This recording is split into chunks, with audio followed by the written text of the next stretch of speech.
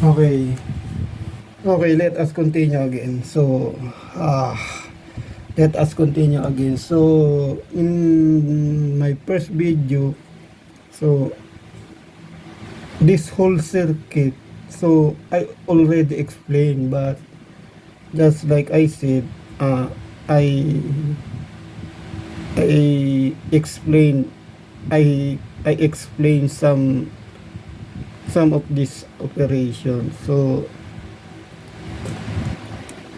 so let us back to the first. So the controller is here. So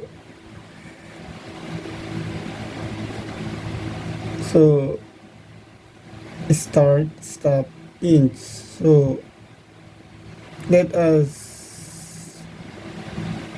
test the start. So if you push the start, okay, the line 1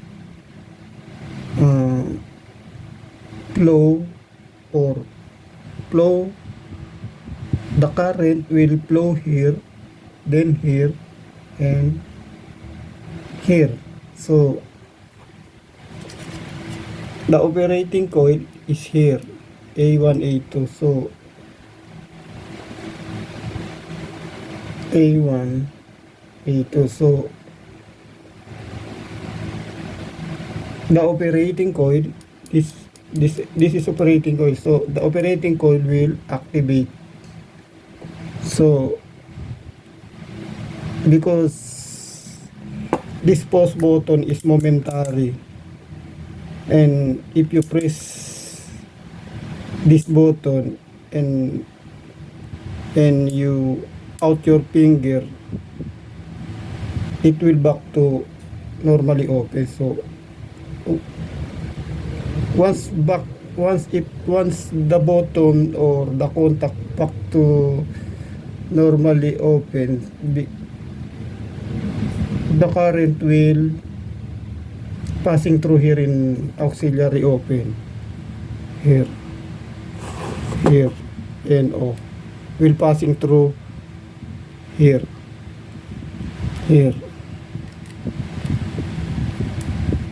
will passing through here because the operating coil is activated. So it is already closed. So the line 1 will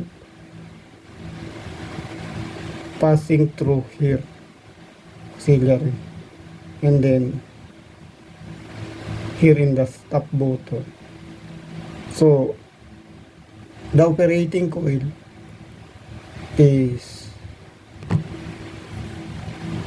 energized and the magnetic contactor will on permanent,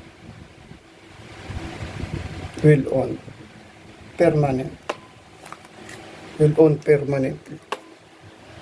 So but if you want to stop this magnetic contactor, you will push this stop button, and the current flow from here will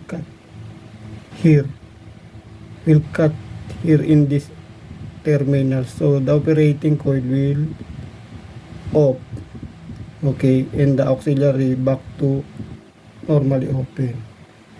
So if you want to use the inch operation to operate in inch,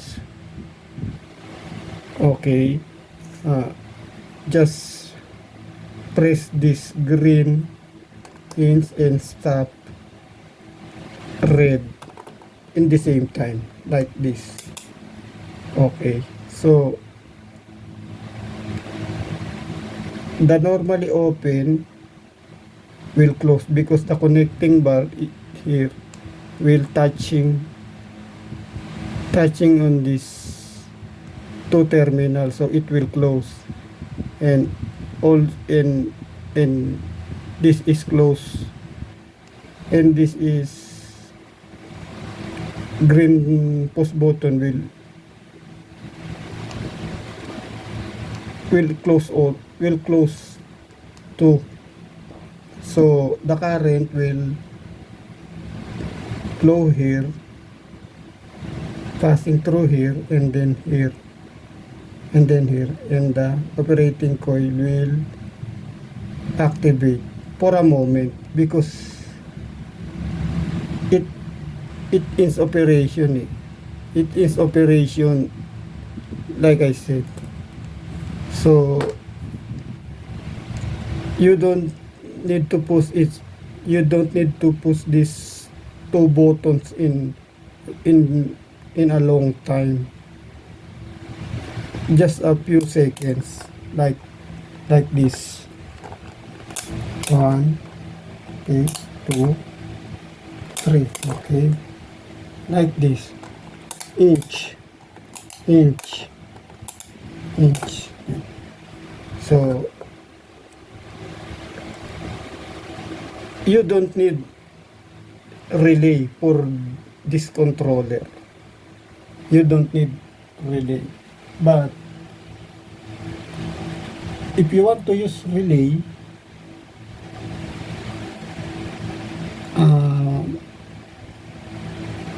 it's better. It's better because if you want to use relay, you don't need to push this red button,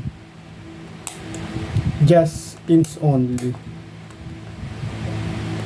You just press the green button only. But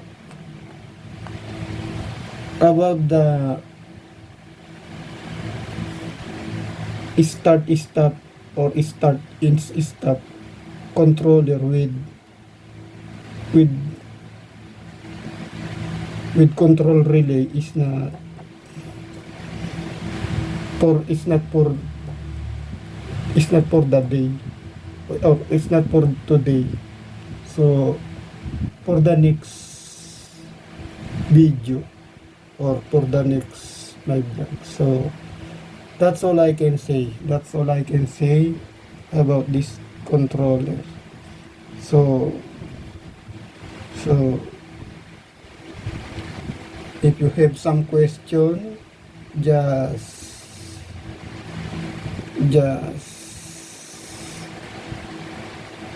just make comment in the comment section, so I will answer if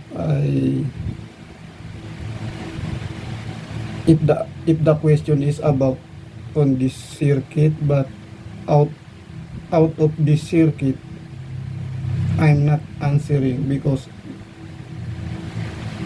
the topic is only here, is only about this controller. So thank you so much.